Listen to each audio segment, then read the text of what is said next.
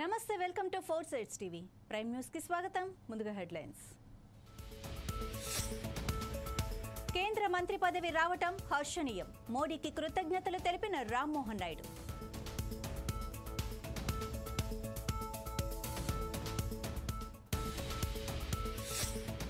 తాము పార్టీ మారటాన్ని స్వాగతించారు. కాంగ్రెస్ కు ఆదరణ పెరిగిందన్న కడియం.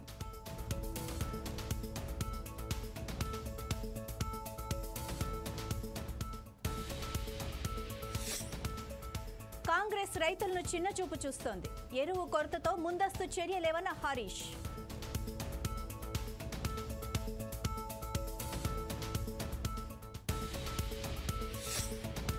ఉపాధి హామీ కూలీల ఆందోళన. పనికి తగిన వేతనం ఇవ్వటం లేదంటూ ఆగ్రహం.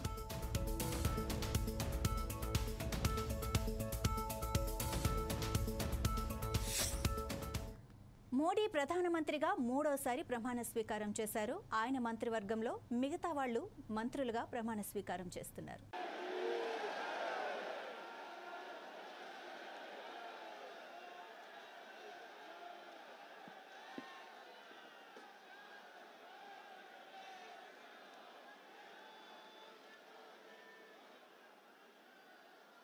माननीय राष्ट्रपति महोदय, आपकी अनुमति हो तो समारोह प्रारंभ किया जाए।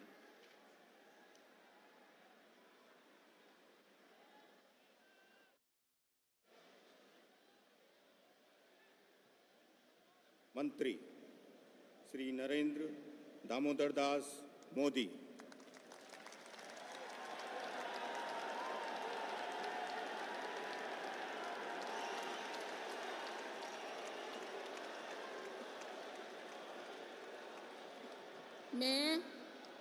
मैं नरेंद्र दामोदर दास मोदी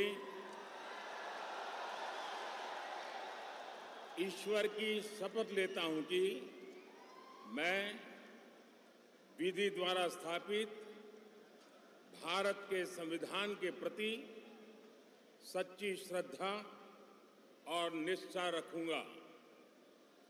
मैं भारत की प्रभुता और अखंडता अक्षुण्ण रखूंगा।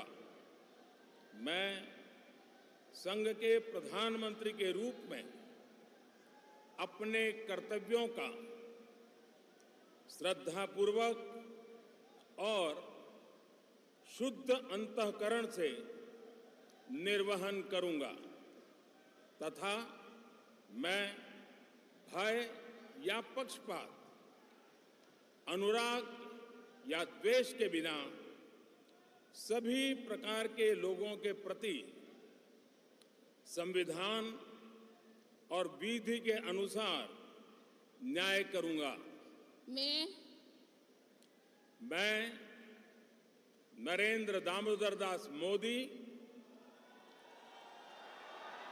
ईश्वर की शपथ लेता हूं कि जो विषय संघ के प्रधानमंत्री के रूप में मेरे विचार के लिए लाया जाएगा अथवा मुझे ज्ञात होगा उसे किसी व्यक्ति या व्यक्तियों को तब के सिवाय जबकि प्रधानमंत्री के रूप में अपने कर्तव्यों के सम्यक निर्वहन के लिए ऐसा करना अपेक्षित हो, मैं प्रत्यक्ष अथवा अप्रत्यक्ष रूप से संसूचित या प्रकट नहीं करूंगा।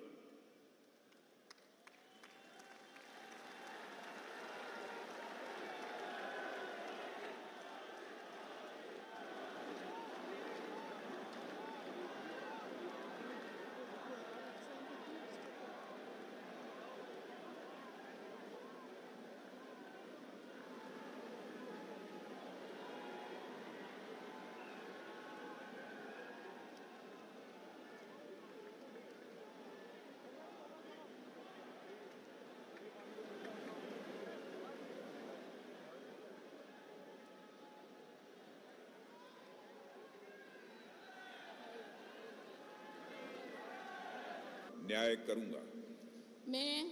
मैं राजनाथ सिंह ईश्वर की शपथ लेता हूं कि जो विषय संघ के मंत्री के रूप में मेरे विचार के लिए लाया जाएगा अथवा मुझे ज्ञात होगा, उसे किसी व्यक्ति या व्यक्तियों को तब के सिवाय जबकि ऐसे मंत्री के रूप में अपने कर्तव्यों के सम्यक निर्वहन के लिए ऐसा करना अपेक्षित हो, मैं प्रत्यक्ष अथवा अप्रत्यक्ष रूप से संसूचित या प्रकट नहीं करूंगा।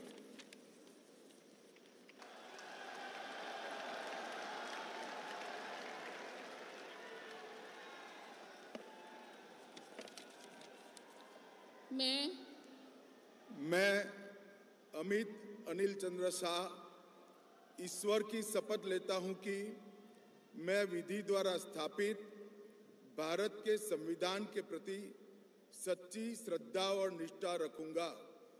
मैं भारत की प्रभुता और अखंडता अक्षुण्ण रखूंगा।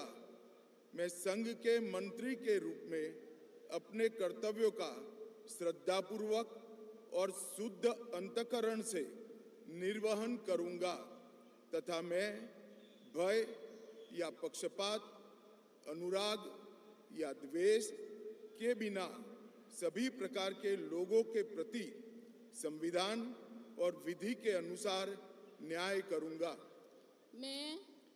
मैं अमित अनिल चंद्र शाह ईश्वर की शपथ लेता हूं कि जो विषय संघ के मंत्री के रूप में मेरे विचार के लिए लाया जाएगा अथवा मुझे ज्ञात होगा, उसे किसी व्यक्ति या व्यक्तियों को तब तक के सिवाय जबकि ऐसे मंत्री के रूप में अपने कर्तव्यों के सम्यक निर्वहन के लिए ऐसा करना अपेक्षित न हो, मैं प्रत्यक्ष अथवा अप्रत्यक्ष रूप से संसूचित या प्रकट नहीं करूंगा।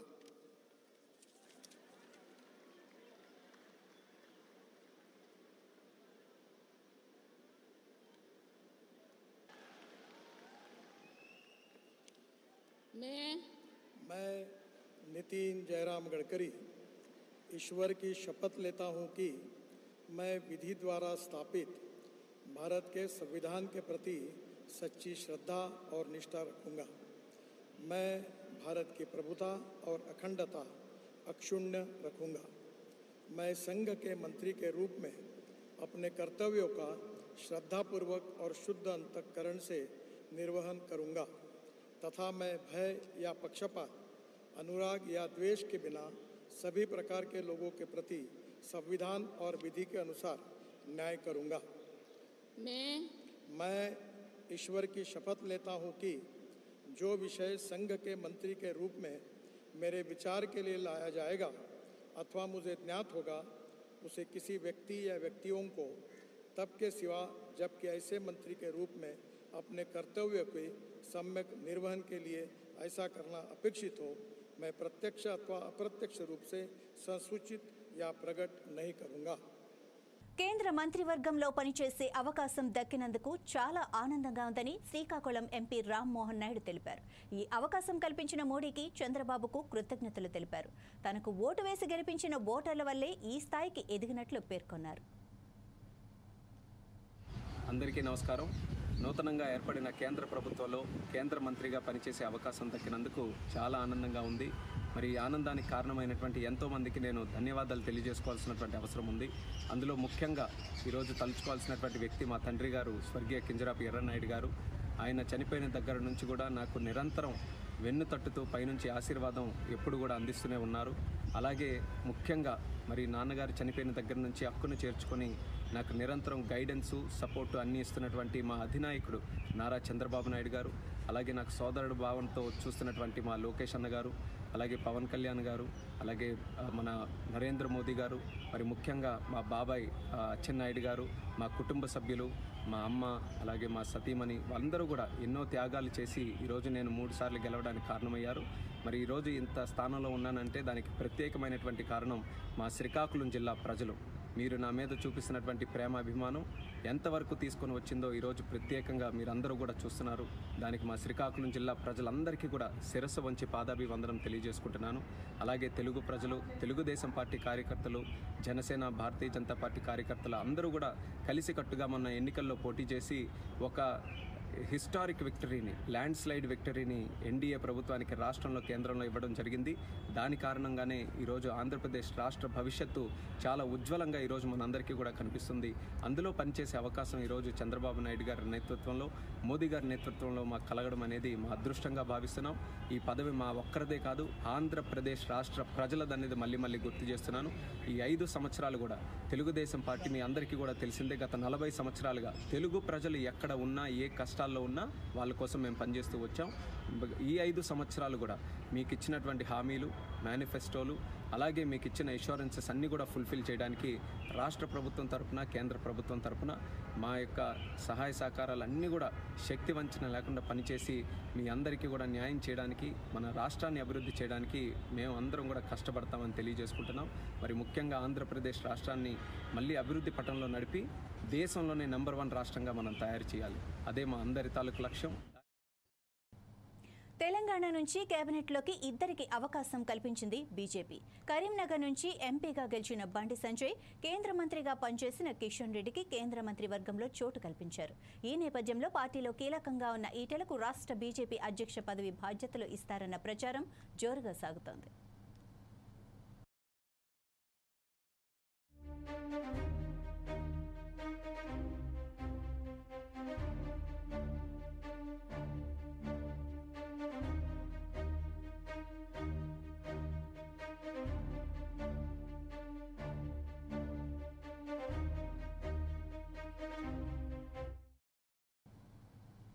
సిద్దిపేటలోని పామాయిల్ తోటను హరీష్ రావు పరిశీలించారు. కాంగ్రెస్ ప్రభుత్వం రైతులను చిన్నచూపు చూస్తోందని విమర్శించారు. ఎరువుల కొరతపై ముందస్తు చర్యలు ఎందుకు తీసుకోలేదని మండిపడ్డారు. ఎన్నికలకు ముందు 500 బోనస్ ఇస్తామని ఇవ్వలేదన్నారు. ఇప్పుడు సన్నవడ్లకు మాత్రమే బోనస్ ఇస్తామనటం విడ్డూరమని అన్నారు. కాంగ్రెస్ ఇచ్చిన హామీలను నిలబెట్టుకోవాలన్నారు. రైతుల తరపున బీఆర్ఎస్ పోరాడుతుందని అన్నారు.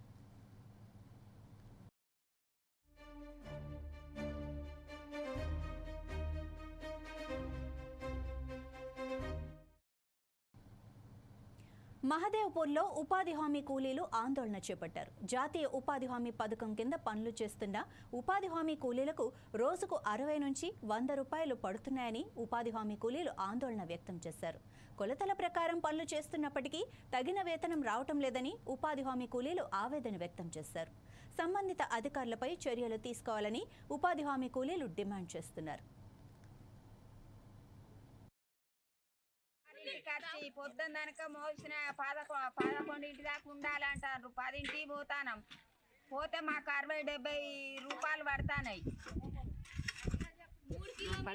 3 కిలోమీటర్లు నడిచేస్తాను. మేము చేనులలో పోతే మాకు ఆటో పెట్టమంటారు, బండి పెట్టమంటారు. 100 పడతాను, 60, 9:30 దాకా పని చేస్తాను. 9:30 చెప్పండి. 70-80 కూడా కాదు, 70-80. మీ కాపోలు ఎందుకు వస్తాను అంటాను. ఇప్పుడు మిరపకాయల పని పోయినా వస్తాను అంటాను. ఉండేస్తాను లేదంటాను, పైసలు ఉండేస్తాను. నేను ఫీజు చేస్తాను. మిరపకాయలు అంటే కుప్పలు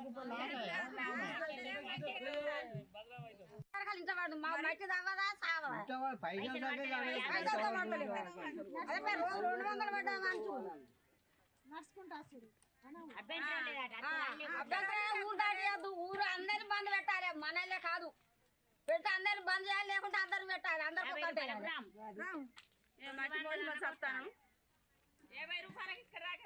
చేస్తేనేమో ఏలేలకు పొక్కులు వస్తాయి. మరి చెయ్యందేమో, చెయ్యకుంటే మేము అది తీసేస్తాం, ఇది తీసేస్తామమ్మా, కోపన తీసేస్తామని అనబట్టి మరి తీస్తూనే ఉంటుంది. తీస్తా అంటే ఇంత 50 రూపాయలు అయితే పొద్దున్న దాకా చేసిన పనికి 50 రూపాయలు అత్తే రాలి, లేకుంటే లేదు అంటే 3 కిలోమీటర్లు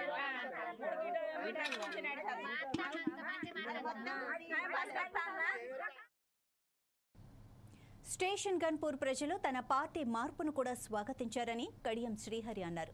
57,000 మెజారిటీ కాంగ్రెస్ పార్టీ అభ్యర్థికి ఇచ్చారని తెలిపారు. ప్రజల్లో కాంగ్రెస్ పార్టీ పట్ల ఆదరణ పెరిగిందని అన్నారు. బీజేపీ అనుకున్న విధంగా ఫలితాలు ఏమీ రాలేదని, ఆ పార్టీ నాయకులు ఎగిరెగిరి పడటం, స్థాయికి మించి విమర్శలు చేయటం మానుకోవాలని హెచ్చరించారు. బీజేపీ ఓటింగ్ శాతం కూడా తగ్గిందని చెప్పారు. వరంగల్ పార్లమెంట్ పరిధిలో 7 అసెంబ్లీ సెగ్మెంట్స్ ఉంటే మొన్నటి ఎన్నికలలో భారీ మెజారిటీ ఇచ్చిన స్టేషన్ గన్పూర్ నియోజకవర్గ ప్రజలకు ప్రత్యేకంగా ధన్యవాదాలు తెలపాలి, కృతజ్ఞతలు తెలపాలనే ఉద్దేశంతోనే ఈ సమావేశాన్ని ఏర్పాటు చేయడం జరిగింది. ఒక రకంగా మొన్నటి ఎన్నికలలో స్టేషన్ గన్పూర్ నియోజకవర్గం నుండి నా పైన నమ్మకంతో విశ్వాసంతో ఎమ్మెల్యేగా గెలిపించారు.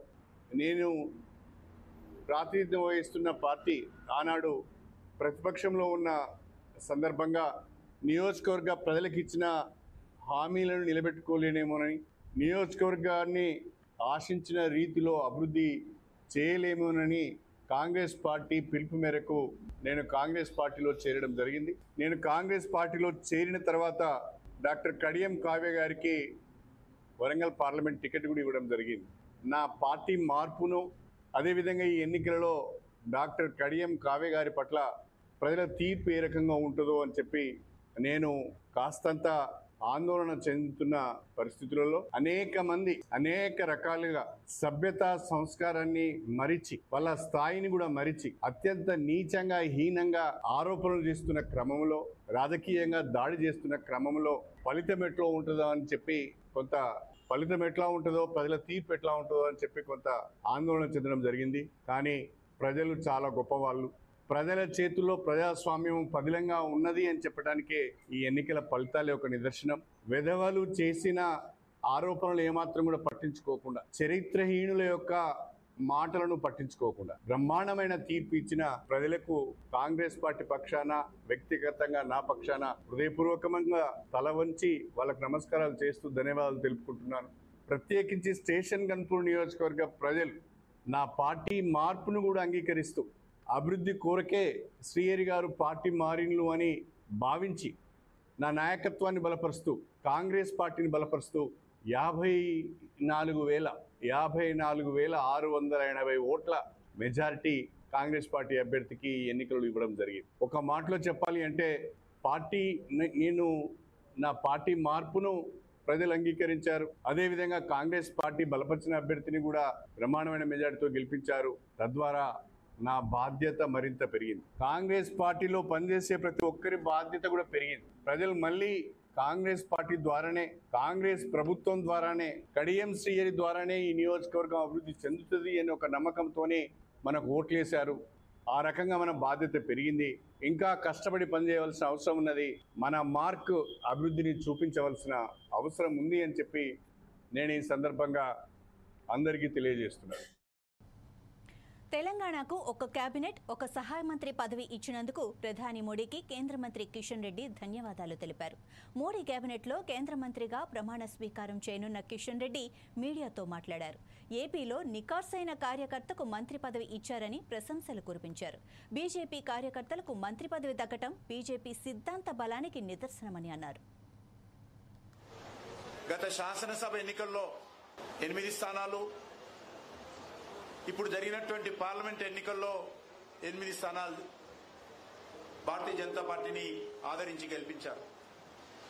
అందుకే వచ్చేటువంటి శాసనసభ ఎన్నికలు ఎప్పుడొచ్చినా కూడా మరి 88 శాసనసభ స్థానాలు భారతీయ జనతా పార్టీ గెలవాలి.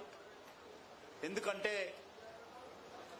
అనేక అసెంబ్లీ, పార్లమెంట్ నియోజకవర్గాలకు సంబంధించినటువంటి పునర్విభజన జరగనున్నది. కాబట్టి మనకు మంచి అవకాశం ఉంటుంది. ఈ పునర్విభజన తర్వాత పూర్తి స్థాయిలో భారతీయ జనతా పార్టీ తెలంగాణ రాష్ట్రంలో అధికారంలో రావడానికి మరి అందరము అంకిత భావంతో పనిచేయాల్సి ఉంటుందని ఈ సందర్భంగా మనం చేస్తున్నాం. మండు టెండలను కూడా లెక్క చేయకుండా పార్టీ కార్యకర్తలందరూ ఎంతో కష్టపడి పనిచేశారు. కాబట్టి ఈరోజు మనం తెలంగాణ నుంచి 8 స్థానాలు పొందడం జరిగింది. మరి ప్రత్యేకంగా ఈరోజు ప్రధానమంత్రి గారికి, భారతీయ జనతా పార్టీ అధ్యక్షులైనటువంటి జగత్ ప్రకాష్ నడ్డా గారికి నేను తెలంగాణ భారతీయ జనతా పార్టీ తరఫున హృదయపూర్వకమైనటువంటి కృతజ్ఞతలు తెలియజేస్తా ఉన్నాను. ఒక కేబినెట్ మినిస్టరు, ఒకటి ఎంఓఎస్ స్టేటు ఇద్దరిని తెలంగాణ నుంచి మరి పెద్ద మనసుతో ఎంపిక చేయడము నిజంగా నేను తెలంగాణ ప్రజానీకం తరఫున కూడా నరేంద్ర మోడీ గారికి ధన్యవాదాలు తెలియజేస్తా ఉన్నాను.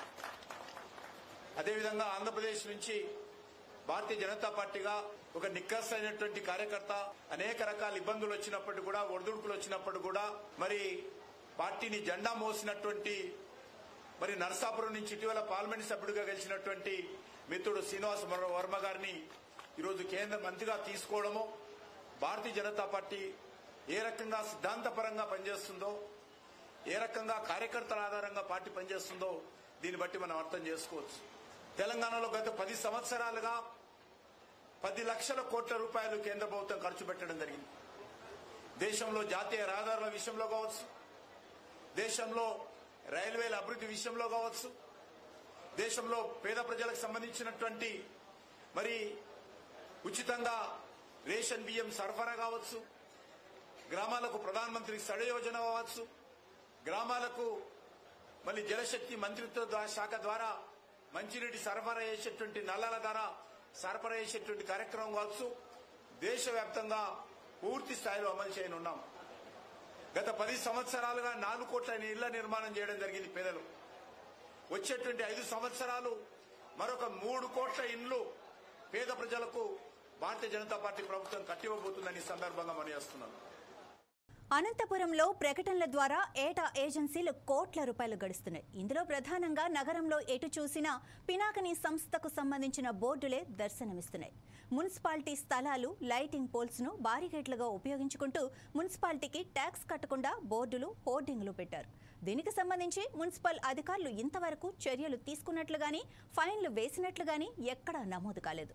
ఇక ఇదే విషయంపై అనంతపురం నగరపాలక సంస్థ కమిషనర్ మేఘా స్వరూప్ను మా ప్రతినిధి కలవగా ఆయన దీనిపై స్పష్టత లేదని, కొద్ది రోజుల్లో రిపోర్టు తయారు చేస్తామన్నారు. దీనిపై మరింత సమాచారం మా ప్రతినిధి లోకేష్ అందిస్తారు. విచ్చలవిడిగా హోర్డింగ్లు, అదేవిధంగా ఏదైతే బారికేడ్ల వద్ద ఈ యొక్క హోర్డింగ్లు, అదేవిధంగా డివైడర్ల మధ్యలో ఉన్నటువంటి యాడ్ బోర్డులు చూసినట్టయితే ఒకే ఒక యాడ్ ఏజెన్సీ ఉన్నటువంటి పరిస్థితి ఉంది. ఏదైతే పినాకిని అనే యాడ్ ఏజెన్సీకి సంబంధించి పూర్తి స్థాయిలో నగరంలోనూ అటు పెద్ద పెద్ద హోర్డింగ్స్ దగ్గర నుంచి చిన్న స్థాయి లాలీపాప్ బోర్డుల వరకు కూడా ఈ యొక్క నగరంలో ఎటు చూసినా ప్రతి చోట కూడా వారి యొక్క బోర్డ్స్, అదేవిధంగా బిజినెస్ పరంగా వాటిపైన వస్తున్నటువంటి యాడ్స్ ఏవైతే ఉన్నాయో పూర్తి స్థాయిలో ఇలాంటి బోర్డులు వేయడానికి ఎక్కడా కూడా పర్మిషన్ ఇచ్చినటువంటి పరిస్థితి లేదు. చూసినట్టయితే 1-2 బోర్డులకు మాత్రమే పర్మిషన్ ఇచ్చినట్టు సమాచారం తెలుస్తోంది. ప్రధానంగా చూసినట్టయితే అనంతపురం నగరపాలక సంస్థకు భారీ స్థాయిలో గండి కొట్టే విధంగా, ట్యాక్సులు ఎగ్గొట్టే విధంగా ఈ యొక్క పినాకిని సంస్థ వారు ఎటు చూసినా కూడా ఈ బోర్డులు అయితే వేశారు. ప్రధానంగా చూసినట్టయితే కొంతమంది నగరపాలక సంస్థ అధికారులతో కుమ్మక్కయ్యి ఎక్కడికక్కడ విచ్చలవిడిగా పర్మిషన్ లేకుండా ఏదైతే ఈ బోర్డులు వేయడం ద్వారా పూర్తి స్థాయిలో కోట్ల రూపాయలు గడిస్తున్నట్లు కూడా మనకు సమాచారం తెలుస్తుంది. ప్రధానంగా చూసినట్టయితే ఇంతవరకు ఎవరు కూడా ఈ యొక్క బోర్డుల గురించి కానీ, ఈ యొక్క మున్సిపాలిటీలో జరుగుతున్నటువంటి అవకతవకల గురించి కానీ మాట్లాడినటువంటి పరిస్థితి లేదు. ప్రధానంగా చూసినట్టయితే ఈ యొక్క బోర్డుకు సంబంధించి మున్సిపల్ కమిషనర్ మేఘా స్వరూప్ గారిని కలవడం జరిగింది. అయితే ఆయన పూర్తి స్థాయిలో దీని మీద సమాచారం లేదు. ఇంకా రిపోర్ట్ రెడీ అవుతుంది. ఒక వారం రోజుల తర్వాత రిపోర్ట్ ఇస్తామని చెప్పి కూడా ఆయన తెలిపినటువంటి పరిస్థితి కనిపిస్తుంది. ఎక్కడ కూడా ఇందుకు సంబంధించి ఈ యొక్క బోర్డులకు సంబంధించి ఈ యొక్క మున్సిపాలిటీకి రావాల్సినటువంటి ట్యాక్స్ గురించి ఎవరు కూడా నోరు మెదపనటువంటి పరిస్థితి ఉంది. ఎన్నింటికి పర్మిషన్ ఇచ్చారు, ఎన్నింటికి పర్మిషన్ లేదు అనే దానిపైన పూర్తి స్థాయిలో స్పష్టంగా మున్సిపల్ అధికారులు కూడా తెలపలేనటువంటి పరిస్థితి అనంతపురం నగరంలో ఉన్నది. ప్రధానంగా చూసినట్టయితే పినాకిని సంస్థకు సంబంధించి యాడ్ ఏజెన్సీ సంబంధించి పూర్తి స్థాయిలో ఈ యొక్క భారీ మోసాలకైతే పాల్పడుతున్నారు. అనంతపురం నగరపాలక సంస్థకు కోట్ల రూపాయల నష్టాన్ని తెచ్చే పరిస్థితుల్లో ఈ యొక్క బోర్డులు అయితే పూర్తి స్థాయిలో ఉన్నటువంటి పరిస్థితి అనంతపురం నగరంలో కనిపిస్తుంది. ప్రస్తుతం ఇప్పుడు మనం ఈ యొక్క యాడ్ ఏజెన్సీకి సంబంధించి ఫోన్లో వాళ్ళని ఫోన్ తీసుకుందాం, వాళ్ళ నెంబర్ కాల్ చేసి అడుగుదాం, వీటికి ఏమేమి పర్మిషన్లు ఉన్నాయో తెలుసుకుందాం. చూద్దాం, లైవ్లోనే కాల్ చేద్దాం. నంబర్పై ఇన్కమింగ్ కాల్ సదుపాయం అందుబాటులో లేదు. Incoming call facility to this number is not available. ఇస్ నంబర్ పర్ ఇన్కమింగ్ కాల్ చూస్తున్నాం అదే నెంబర్కి ఇక్కడ కాల్ చేస్తున్నాం. మనము చూసినట్టయితే పూర్తి స్థాయిలో ఏదైతే పని చేయకోకుండా అవుట్ ఆఫ్ కవరేజ్ ఏరియాలో ఉన్నటువంటి పరిస్థితి. మరి ఈ యాడ్స్ ఎక్కడి నుంచి వస్తున్నాయి అనేది పూర్తి స్థాయిలో అగమ్య గోచరంగా ఉన్నటువంటి పరిస్థితి ఉంది. ఎవరికీ తెలియకుండా రహస్యంగా ఈ యొక్క బిజినెస్ అయితే నడుపుతుంది పినాకిని సంస్థ. దీనిపైన ఎవరికి స్పష్టమైనటువంటి సమాచారం లేదు. చూసినట్టయితే ఇప్పుడు అదే నెంబర్కి ఇక్కడ డయల్ చేస్తున్నాం మనము. ఏదైతే నెంబర్ ఉందో 9848168951 ఇదే నెంబర్కి మనం డయల్ చేస్తున్నాం. చూడండి ఆన్సర్ ఏమొస్తుందో. ఈ నంబర్పై ఇన్కమింగ్ కాల్ సదుపాయం అందుబాటులో లేదు. Incoming call facility to this number is not available. ఇస్ నంబర్ పర్ ఇన్కమింగ్ కాల్ సువిధా ఉపలబ్ధ నహీ హై. ఇది ఇక్కడ చూసినట్టయితే పరిస్థితి ఎక్కడ కూడా పూర్తి స్థాయి సమాచారము, అదేవిధంగా దీని మీద ఒక పెద్ద నెట్వర్కే నడుస్తుంది అన్నట్టు కూడా మనకు ఇక్కడ ఉన్నటువంటి ఇన్ఫర్మేషన్ ఉంది. ప్రధానంగా చూసినట్టయితే ఇక్కడ ఏదైతే యాడ్ కావాలని చెప్పి అక్కడ నెంబర్ బోర్డు వేశారో ఆ నెంబర్ పనిచేయనటువంటి పరిస్థితి ఉంది. అయితే ఇంకో కొద్ది రోజుల్లో అక్కడ ఏదో ఒకటి ఈ పక్కన ఉన్నటువంటి బోర్డులో విధంగా నేమ్ బోర్డు, అదేవిధంగా వారికి సంబంధించినటువంటి వ్యాపార ప్రకటనలు ఇదే బోర్డులో కూడా కనిపించే అవకాశం ఉంది. ఎక్కడ కూడా వారి సమాచారమే లేదు. ఎక్కడ ఉంటారు, వారి ఆఫీస్ ఏంటి, మున్సిపాలిటీకి ఎంత ట్యాక్స్ పే చేస్తున్నారు, ఏంటి సంగతి అనేది ఎక్కడ కూడా లేనటువంటి పరిస్థితి అనంతపురం నగరంలో ఉంది. ఇది ఒక పెద్ద మాఫియా లాగా ఈ యొక్క నేమ్ బోర్డులు పేరుతో, ఇదే విధంగా హోర్డింగ్స్ పేరుతో ఈ యొక్క భారీ వ్యాపారానికి పాల్పడ్డారు. అదేవిధంగా భారీ స్థాయిలో మున్సిపాలిటీకి గండి కొట్టే విధంగా కొంతమంది అధికారులతో కుమ్మక్కయ్యి వారు వీరిపైన ఎలాంటి చర్యలు తీసుకోకుండా యథేచ్ఛగా ఈ యొక్క బోర్డులు అయితే వేసినటువంటి పరిస్థితి కనిపిస్తుంది. చూస్తున్నాం మొత్తం అంతా కూడా ఒక గుట్టు చప్పుడు కాకోకుండా జరిగిపోయే వ్యవహారం లాగానే కనిపిస్తుంది. కానీ దీనిపైన మున్సిపల్ అధికారులకు కానీ ఏదైతే యాడేజ్కి సంబంధించి వారి యొక్క వివరాలు కానీ ఎక్కడా కూడా ఇచ్చినటువంటి పరిస్థితి లేదు. ఇది అనంతపురం నగరంలో పరిస్థితి. మున్సిపల్ అధికారులు మాత్రం చోద్యం చూస్తూ ఈ యొక్క భారీగా మున్సిపాలిటీకి నష్టం వచ్చే పనిని ఒక యాడ్ ఏజెన్సీ సంస్థ చేస్తుంటే కనీసం ఎవరు కూడా నోరు మెదపనటువంటి పరిస్థితి అనంతపురం మున్సిపాలిటీలో చూస్తున్నాం. ఇవి ఇప్పటి వరకు ఉన్న సమాచారం. మరిన్ని అప్డేట్స్తో మళ్ళీ కలుద్దాం. అంతవరకు చూస్తూనే ఉండండి 4 Sides TV.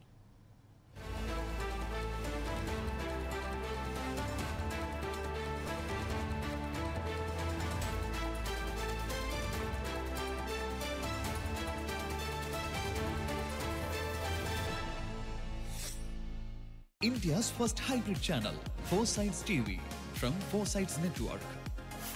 4 Sides News at 24/7. Multiple languages, multiple news. Telugu, English, Hindi, Kannada,